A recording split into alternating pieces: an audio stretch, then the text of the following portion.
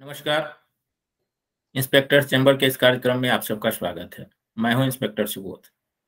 दोस्तों, एक डिस्क्लेमर पहले कार्यक्रम के शुरुआत से पहले देना चाहता हूं। इस कार्यक्रम का मुख्य उद्देश्य लीगल अवेयरनेस है। इसके अलावे इस कार्यक्रम का कोई अन्य उद्देश्य नहीं है। दोस्तों, अभी कुछ दिन पहले हमारे बिहार पुलिस के नए डीजीपी सर ने ज्वाइन किया है। उनका पहला संबोधन जो बिहार पुलिस के पदाधिकारी और कर्मियों के लिए हुआ, वह बिहार पुलिस के कर्मियों में एक नया जोश और उत्साह पैदा कर दिया है। जो पदाधिकारी जमीनी स्तर पर कार्य कर रहे हैं, उनमें एक अजीब सा उत्साह देखा जा रहा है। डीजीपी सर द्वारा जो अपने प्रथम संबोधन में पुलिस कर्मियों को दिए गए संदेश में एक वाक्य काफी चर्चा का विषय बना हुआ है, अपराधी को दौड़ाते रहिए। तो अपराधी को दौड़ाते रहिए का क्या मतलब होता है पुलिस की भाषा में? आज की चर्चा में इसी को जानेंगे। आज की चर्चा के लिए हमारे साथ उपस्थित हैं सेवानिवृत्त पुलिस उपाधीक्षक श्री सोनालाल सिंह जी। सर, स्वागत है आपका इस कार्यक्रम इंस्पेक्टर्स चैम्बर में। सर, जय हिंद। नमस्कार सुबोध जी। आपके पहल के लिए काफी मेरी तरफ से शुभकामनाएं। आपके द्वारा कहा गया है कि जो नए हमारे महानिदेशक महोदय के योगदान देने के बाद जमीनी स्तर पर कार्य करने वाले हों या कार्यालय में कार्य करने वाले पुलिसकर्मी हों, उनके बीच एक नए जोश उमंग का संचार हुआ है।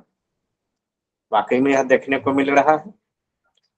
और उनके द्वारा अपने प्रथम संबोधन में जिन वाक्यों का प्रयोग किया गया है कि हाँ, अपराधियों को आप दौड़ाते रहें, नहीं तो अपराधी आपको दौड़ने के लिए मजबूर कर देगा।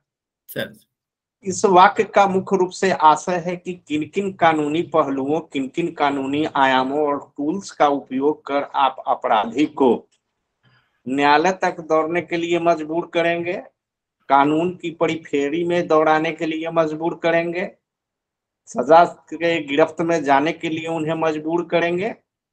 सारे के सारे जो तथ्य हैं इसके अंतर्गत समाहित है जी। अब प्रश्न यह उठता है कि कानून के किन किन टूल्स का उपयोग करके हम पुलिसकर्मी एक अपराधी को दौड़ने के लिए मजबूर कर सकते हैं, कानूनी तौर पर उसे बाध्य कर सकते हैं। इन पहलुओं पर चर्चा किया जाना प्रासंगिक होगा और यह समाचीन होगा। तो इस चर्चा के आरंभ में हम यह कहना यथोचित समझते हैं कि सीआरपीसी की धाराओं के तहत, पुलिस हस्तक नियम के तहत जो प्रक्रिया है, पुलिस एक्ट के तहत जो प्रक्रिया का प्रतिपादन करता है, प्रतिक्रिया का उल्लेख करता है, उनका आश्रय लेकर के हम एक अपराधी को मजबूर कर देंगे कि वह कानून के आगे नतमस्तक हो जाए। तो कानून के किन किन प्रावधानों को हमें आश्रय लेना चाहिए, उसके लिए क्या आपका एक प्लेटफॉर्म हमें तैयार करना चाहिए, किस तरह से हम उसको न्यायालय में प्रस्तुत कर सकते हैं, इन बिंदुओं पर विचार किया जाना आवश्यक है। तो हम यही सर से जानना चाहेंगे कि वो कौन कौन से कानूनी प्रावधान है जिसको हम लागू करके अपराधी को हमेशा दौड़ाते रहें, उनको कानूनी बंधन के में बांधते रहें और कानूनी रूप से उनको एक ऐसा शिकंजा कस दें ताकि वो अपराध करने के बजाय अपने आप को बचने का प्रयास करें। अच्छा प्रश्न है सुबोध जी। सबसे पहले हम चलते हैं जो प्रक्रिया है। हम आपके CrPC, police manual, police act के तहत कार्य करने के लिए एक अभियोजन के एजेंट हैं, हम एक अभियोजन के हम कर्मी हैं। इसी प्रक्रिया का हम पालन करते हैं और वह अपराधी कैसे सजा के गिरफ्त में आएगा, कैसे आपको प्रक्रिया के आगे न्यायालय में नतमस्तक होगा, कानून की शरण में जाएगा, इस पर हमको फोकस करना है। सर्वप्रथम हम आपको एक छोटा सा उदाहरण देते हैं दप्रसक की धारा 110 का। दप्रसक की धारा 110 में अभ्यास यह उल्लेखित किया गया है कि जो कोई भी अपराधी अभ्यासतन चोर है, लुटेरा है, डकैत है, वो आपको चोरी गए सामानों को खरीद बिक्री करता है, वह अपराधियों को संरक्षण देता है, वह आपका विदेशी मुद्रा अधिनियम के तहत आरोपित अभियुक्त है, ड्रग एंड कॉस्मेटिक एक्ट के तहत आरोपित अभियुक्त है, जमाखोरी करने वाला है, 7C एक्ट के तहत आरोपित अभियुक्त है, तो ऐसे व्यक्तियों के विरुद्ध 110 के तहत कार्रवाई करने हेतु एक प्रतिवेदन पुलिस पदाधिकारी के द्वारा अपने अधिकारिता के क्षेत्र के रहने वाले कार्यपालक मजिस्ट्रेट के बाद संप्रेषित किया जाएगा और उसमें यह दर्शाया जाएगा कि यह व्यक्ति अभ्यासतन चोर है, अमुक अमुक जो चोरी के कांड है उसमें आरोपित है, यह अभ्यासतन लुटेरा है, यह 392, 393, 394 के तहत चार्जशीटेड है और इनके समाज में अभी उपस्थिति से यह जेल से मुक्त होकर के जमानत पर आए हैं, तो समाज में ऐसी स्थिति उत्पन्न हो गई है कि एक भय का वातावरण कायम हो गया है, परिशांति भंग होने की स्थिति हो गई। हम यहाँ से एक प्रतिवेदन देंगे। जैसे ही मेरा प्रतिवेदन कार्यपालक दंडाधिकारी के पास जाएगा, कार्यपालक दंडाधिकारी उस व्यक्ति के विरुद्ध सम्मन जारी करेंगे। सम्मन जारी करने के बाद वह न्यायालय में उपस्थित होते हैं या नहीं होते हैं, यह दो तरह की स्थिति है। अगर नहीं उपस्थित होते हैं तो उनके विरुद्ध 113 के तहत वारंट की निर्गत किया जाएगा, फिर वारंट के तहत उनकी गिरफ्तारी होगी। अगर 113 के तहत भी अगर वह गिरफ्तार नहीं होते हैं, भागे फिर रहे हैं, तो फिर हम उनके विरुद्ध क्या 174A के तहत कार्रवाई करेंगे कि साहब न्यायालय के द्वारा उन्हें उपस्थित होने के लिए आदेशिका जारी हो चुका है और वे अपराधी यहाँ उपस्थित नहीं हो रहे हैं। और जैसे ही वो अपराधी न्यायालय में सीआरपीसी की धाराओं के तहत कार्यपालक दंडाधिकारी के यहाँ उनको उपस्थापित किया जाता है, तो उनको इस अवधि तक निरोधित किया जा करके रखा जाएगा कि पुलिस के द्वारा जो प्रतिवेदन दिया गया है उनमें सारी तथ्यों को जांच कर ली जाए और यह अवधि लगभग 6 महीना की होगी। आपको दप्रसा की धारा 116 में यह अभिलेखित किया गया है कि 6 महीने की अवधि तक जैसा वह कार्यपालक दंडाधिकारी यथोचित समझता है उस व्यक्ति को निर्दोष रख करके यह जांच कराएगा कि पुलिस पदाधिकारी के द्वारा दिया गया प्रतिवेदन में बात सच है। इस तरह से आप अपराधी पर नकेल कसने में कामयाब हो जाएंगे और एक छोटी सी कार्रवाई, चाहे वो 109 सीआरपीसी के तहत हो, 110 सीआरपीसी के तहत हो, 107 सीआरपीसी के तहत हो, कार्रवाई कर करके, हम तो उदाहरण के लिए सिर्फ 110 का एक उदाहरण दिए हैं, आप उसको 6 महीने तक न्याय आपको निरुद्ध रख सकते हैं, उसको जेल की हवा खिला सकते हैं और यह पूरी तरह से कानून की पृष्ठभूमि पर है और यह पूरी तरह से कानून सम्मत है। तो ये तो एक उदाहरण हो गई सर 110 दप्रसा के तहत। सर हम जानना चाहेंगे कि वैसे अपराधी जो चार्जशीटेड हैं या फिर वैसे अपराधी जिनको सजा प्राप्त हो चुकी है और वह भी जमानत पर मुक्त है, वैसे अपराधियों पर निगरानी के लिए कौन कौन सी कार्रवाई की जाएगी? जैसे जो अपराधी चार्जशीटेड है, अभ्यासतन चोर है या जो ऑफेंस अगेंस्ट प्रॉपर्टी के तहत चार्जशीटेड हुए हैं, जिनका हम नाम थाना के अपराध निर्देशिका भाग 2 में अंकित करते हैं, अल्फाबेटिकल में करते हैं, एमओ रजिस्टर में जिनका हम नाम का इंदराज करते हैं, तो वैसे अपराधियों के लिए निगरानी की कार्रवाई का एक प्रावधान है। जो हम लोगों का पुलिस मैनुअल है, पुलिस मैनुअल में उसके लिए एक विहित नियम है। हम उनके विरुद्ध किए गए अपराध का वर्णन करते हुए एक विहित प्रपत्र में प्रपत्र यहाँ से उचित माध्यम से पुलिस अधीक्षक के पास सुपुर्द करते हैं और उनके द्वारा किए गए अपराध की इंटेंसिटी को देखते हुए उनका वर्गीकरण ABC में किया जाता है। यह 1 माह के अंतर्गत निगरानी रखने वाले हैं, 2 माह 3 माह के अंतर्गत वाले हैं, 6 माह के अंतर्गत वाले हैं, या साल भर में एक बार निगरानी किए जाने वाले हैं। और वैसे अपराधियों को रोकने टोकने झांकने का, हमें वैसे अपराधियों के विरुद्ध हमें रोकने टोकने और झांकने का एक असीम अधिकार प्राप्त हो जाता है। हम उनकी जीविका के बारे में जान सकते हैं, उनके घर के दरवाजे पर जा सकते हैं, उनके बारे में पूछताछ कर सकते हैं, उनके परिवारजनों के बारे में पूछताछ कर सकते हैं, वो क्या कर रहे हैं नहीं कर सकते हैं।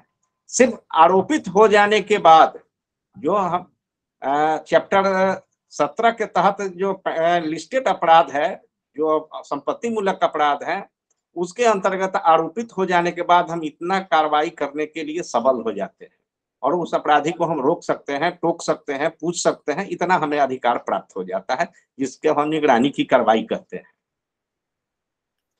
अच्छा सर से एक प्रश्न और है कि अभियुक्त यदि फरार है और उसको उपस्थित होने के लिए हमने सारा प्रयास कर लिया है, सारा कानूनी प्रक्रियाएं पूरी कर ली है, उसके बाद भी अगर अभियुक्त फरार रहता है तो फिर उसके बाद कौन सी कार्रवाई करेंगे हम?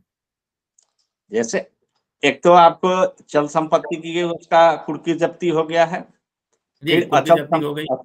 हाँ, अचल संपत्ति का हम उसका क्या क्या अचल संपत्ति है उसके संबंध में हम यहाँ अंचलाधिकारी से उसके संपत्ति का ब्यौरा प्राप्त करते हैं। जब अंचलाधिकारी से हमें संपत्ति का ब्यौरा प्राप्त हो जाता है उस तथाकथित उस अभियुक्त के बारे में, तो हम जिलाधिकारी संबंधित जिलाधिकारी के पास संपत्ति के ब्यौरा के साथ यह प्रतिवेदन देते हैं कि यह अपराधी चल संपत्ति की कुर्क किए जाने के बाद भी सचन सच कांड में फरार हैं। इनके फरार रहने से समाज में पूरी तरह भय का वातावरण कायम हो गया है। इनके चल संपत्ति का ब्यौरा प्राप्त किया गया है जो परिशिष्ट में संलग्नित है। अनुरोध है कि एक दंडाधिकारी की प्रतिनियुक्ति करके इन चल संपत्ति को जब्त करने की कार्रवाई की जाए। वैसी परिस्थिति तब जिलाधिकारी महोदय के द्वारा एक दंडाधिकारी की प्रतिनियुक्ति कर उसकी चल संपत्ति को जब्त किया जाता है और वो जितने भी चल संपत्ति जब्त होते हैं उसमें जो भी आय होता है वह सरकारी खजाने में जमा होता है। नहीं, चल संपत्ति तो पहले ही हम जब्त कर लिया है सर ने। अचल संपत्ति की बात करते हैं, जितने भी अचल संपत्ति की बात है। अचल संपत्ति की बात करते हैं जिसका ब्यौरा हम अंचलाधिकारी से प्राप्त करते हैं, उसका प्रतिवेदन हम संबंधित जिलाधिकारी को देते हैं और हम तब अनुरोध करते हैं कि दंडाधिकारी की प्रतिनियुक्ति करके इनकी अचल संपत्ति को जब्त कर लिया जाए। यदि उसके बाद भी अभियुक्त हाजिर नहीं होता है तब उसके बाद 299 सीआरपीसी के तहत क्या प्रक्रिया होगी सर? जैसे उसकी गवाही पूरी करवा लेना या एक साक्ष्य को पूरा करा लेना। इसके संबंध में सीआरपीसी की धारा 290 और पुलिस मैनुअल 270 में के नियम, पुलिस मैनुअल में 270 नियम के तहत आलेखित किया गया है कि कोई अपराधी जितने भी मीन्स है, जो कानूनी मीन्स है उसको अपनाने के बाद भी फरार चल रहे हैं तो उसके विरुद्ध उसके अनुपस्थिति में ही साक्ष्य का अंकन संबंधित विचारण करने वाले न्यायालय के द्वारा किया जाता है। 299 सीआरपीसी में ऐसा होता है। हाँ, 299 सीआरपीसी, हाँ 299 सीआरपीसी और पुलिस मैनुअल का नियम 290 हाँ 290 के तहत। और ऐसा एक भारतीय संविधान में यह आपको अच्छी बात है कि कोई भी अगर अभियोग किसी व्यक्ति के विरुद्ध लगाया जाता है तो विचारण के दौरान उनको सुनने का और उसके खिलाफ में अपना साक्ष्य और सफाई देने का अधिकार प्राप्त है। अब अभियुक्त चूंकि उपस्थित नहीं है, जितने भी कानूनी आयाम है अपना लेने के बाद भी अभियुक्त फरार हैं, तब न्यायालय में यह परीक्षा की जाती है। न्यायालय से यह अनुरोध किया जाता है अभियोजन पक्ष के द्वारा कि अभियुक्त अब हाजिर होने की स्थिति में नहीं है और गवाह जो गवाही देने आ रहे हैं उनका उम्र इतना हो गया है, वो बाहर जाने वाले हैं, वो अब बीमार चल रहे हैं, यह परिस्थिति है जिसलिए इस अभियुक्त के विरुद्ध उसकी गवाही किया जाना अनिवार्य है। तो उस अभियुक्त की अनुपस्थिति में भी माननीय न्यायालय के विचारण के दौरान उनकी गवाही को लेखबद्ध किया जाएगा और वह जो गवाही वहां पर लेखबद्ध किया गया है, अब उसमें अभियुक्त अगर कल हाजिर होते हैं, भविष्य में अगर हाजिर होते हैं तो उनको किसी तरह का सफाई देने का मौका नहीं मिलेगा और वह प्रोसिक्यूट हो जाएंगे, उनको सजा दी जाएगी। तो ये तो फिर ट्रायल के दौरान हमें गवाही पेश करने की कोई आवश्यकता नहीं होगी? जी नहीं, जो गवाही हो चुकी है अब उसमें उनके रास्ते बंद हो चुके हैं। उनके रास्ते सीआरपीसी के प्रावधान 299 के तहत या पुलिस मैनुअल के नियम 290 के तहत उनके रास्ते बंद हो चुके हैं। अब जो भी गवाही हो चुकी है वह माना जाएगा कि इसमें आपको सफाई के लिए कुछ नहीं करना है। तो ये तो पुलिस के लिए बहुत आसान, ये तो पुलिस के लिए एक बहुत आसान सा रास्ता है कि जल्द से जल्द गवाह करा दें। जी सिर्फ इसमें आपको अभियोजन पक्ष को हाँ यह बात सिर्फ कहना है कि हाँ अमुक गवाही है, सो इनकी गवाही किया जाना अनिवार्य है। सफाई जिस अभियुक्त के विरुद्ध गवाही किया जाना है उनके अब हाजिर होने की न्यायालय में संभावना बहुत ही छीन है, कम है, सारे मीन्स अपना लिए गए हैं। तो इस गवाही को एक तरफा गवाही कहा जाता है। इसमें किसी तरह के डिफेंस को अपना पक्ष रखने का मौका नहीं रहता है और डिफेंस अपना जो मौका है, जो संविधान प्रदत्त मौका है, उसको गंवा देता है।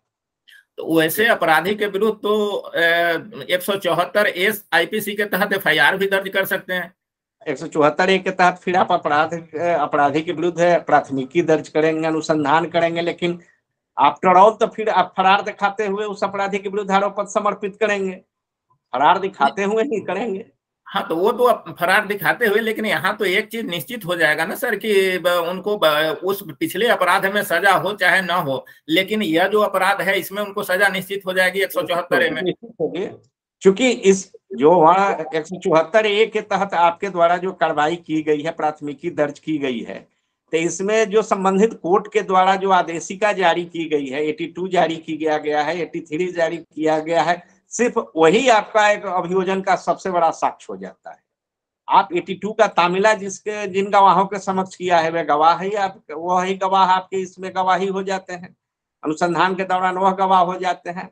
आप जो वीडियोग्राफी कराते हैं, जो वहां पर आप ढोल पिटवाते हैं कि हाँ अमुक व्यक्ति फरार है, इनके विरुद्ध है, इश्तहार जारी किया गया है, इनके घर पर इश्तहार लगाया गया है, उसके बाद जो कुर्की जब्ती की कार्रवाई किया गया है, इस सारे के सारे जो कार्रवाई हैं वही आपके साक्ष्य का सबसे बड़ा आपका तथ्य बन जाता है, वही आपका अभियोजन का सबसे बड़ा साक्ष्य बन जाता है। इसमें कोई मौखिक साक्ष्य की विशेष आवश्यकता नहीं रह जाती। और तो मतलब पुलिस को, प्रोसिक्यूशन को तो इतना ही ना प्रूफ करना होगा कि हमने उनको न्यायालय में जाने के लिए उनको इत्तला दे दी थी और 82 और 83 का तामिला मैंने सही ढंग से करा दी थी। बस सिर्फ 82 और 83 का तामिला जो आपने कराया और उसका जो प्रूफ आपने न्यायालय में प्रस्तुत किया, वही अभियोजन का सबसे अहम दस्तावेज, अहम साक्ष्य बन करके वहां पर संस्थापित होगा और उस अभियुक्त को सजा दिलाने के लिए काफी होगा। अच्छा सर, एक चीज और जानना चाहेंगे सर से कि वैसे अभियुक्त जो जमानत पे हैं अभी और जमानत की शर्तों को पूरा नहीं कर रहे हैं, तो उनके जमानत रद्दीकरण के लिए हम क्या प्रक्रिया अपनाएंगे?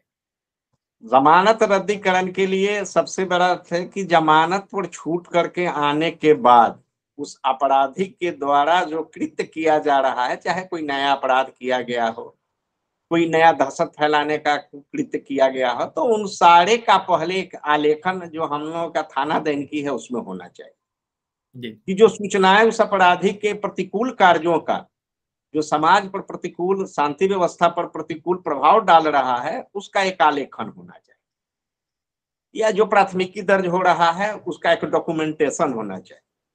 और सारे डॉक्यूमेंट को यहाँ से हम संग्रहित करके, सत्यापित कर करके हम संबंधित न्यायालय में इस बात की गुहार लगाएंगे, प्रेयर करेंगे एज ए पुलिस पदाधिकारी कि उस व्यक्ति को जमानत पर विमुक्त किया गया है, परंतु वह जो जमानत के शर्तों को भी खंडित करते हुए समाज में अशांति का वातावरण कायम किए हुए है, दहशत का वातावरण कायम किए हुए है, गवाहों को वह डरा रहा है, धमका रहा है, संबंधित कांड के अभियोजन के जितने भी साक्षियों हैं उनको भयभीत कर रहा है, जो भी साक्ष्य है उसको वह तहस नहस करने पर लगा है, मिटाने पर लगा हुआ है।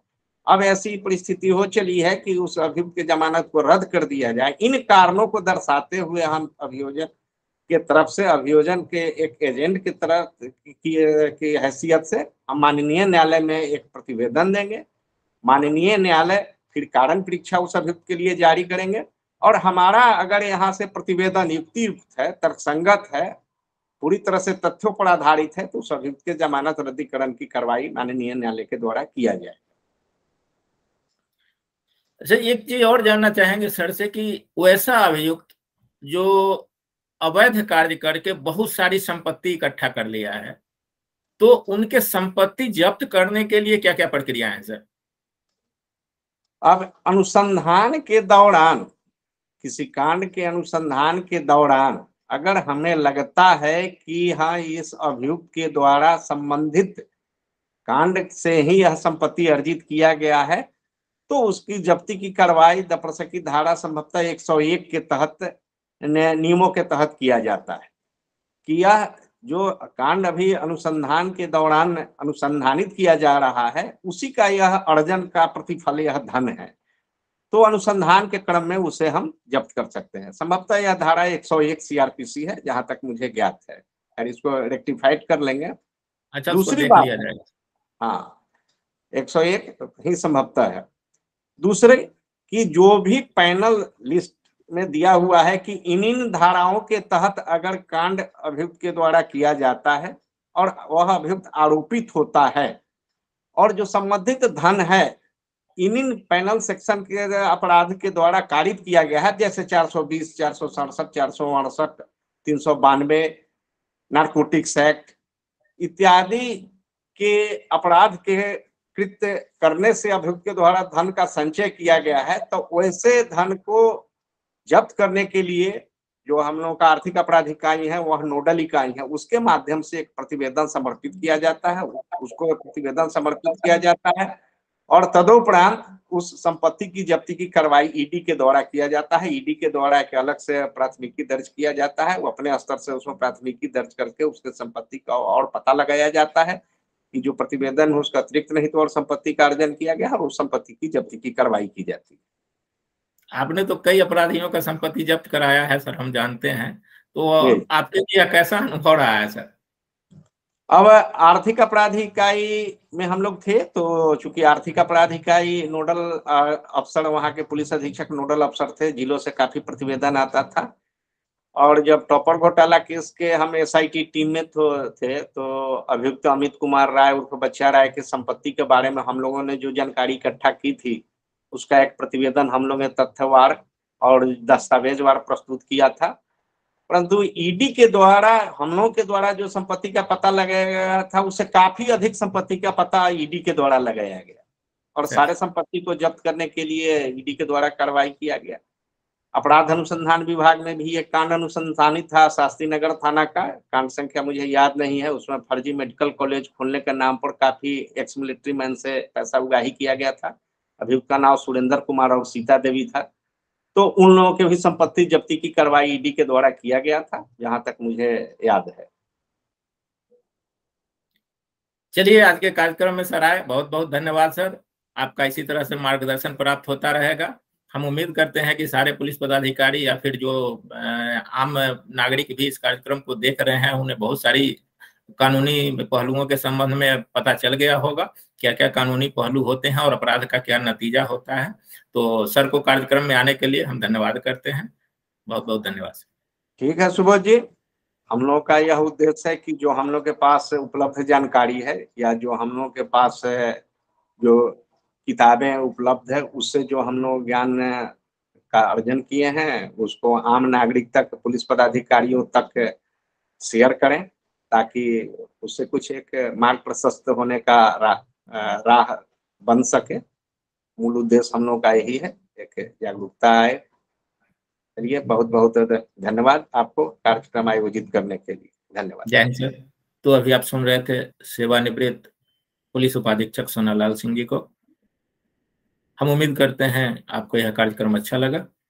पुलिस संबंधी किसी भी तरह की अगर जानकारी आपको लेना हो या किसी तरह की सुझाव चाहिए तो आप हमें ईमेल कर सकते हैं। हमारा ईमेल आईडी है subodh.onhelp@gmail.com।